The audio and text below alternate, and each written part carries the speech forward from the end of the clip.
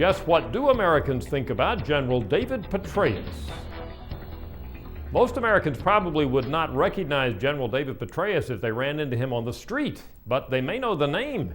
George Bush appointed Petraeus, of course, as head of U.S. forces in Iraq and has put an incredible amount of faith in what General Petraeus is doing there. A lot of Americans focus now on mid-September. That's when General Petraeus comes back from Iraq and presents his report to Congress on how things are going there. Now, we've told you previously here on the Daily Briefing that the majority of Americans think that Congress should wait for that report to be issued by Petraeus before making any decisions on legislation about Iraq, and in fact, that seems to be what's happening.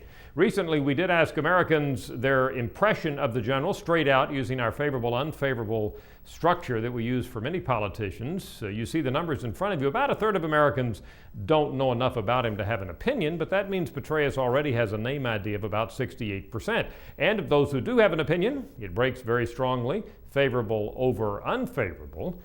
Look here, we broke it out by party. Among Republicans, very, very positive about General Petraeus. Less than 10% have an unfavorable image. However, General Petraeus is already mired in politics because if you look at Democrats, they have a mixed opinion of the general. About as many say an unfavorable opinion as a favorable opinion. One final point, a few months ago we asked Americans how reliable a series of individuals were when they spoke about Iraq. Guess who was at the top of the list? George W. Bush, Dick Cheney, Robert Gates? No, it was General David Petraeus. 80% of Americans said that what he tells us about Iraq is very reliable. All of this points to a very, very interesting and important time period in mid-September when the general comes back from Iraq and testifies before Congress about progress in the country of Iraq.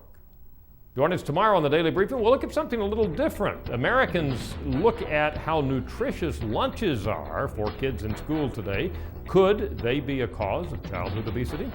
I'm Dr. Frank Newport, editor-in-chief of the Gallup poll with Democracy on Demand.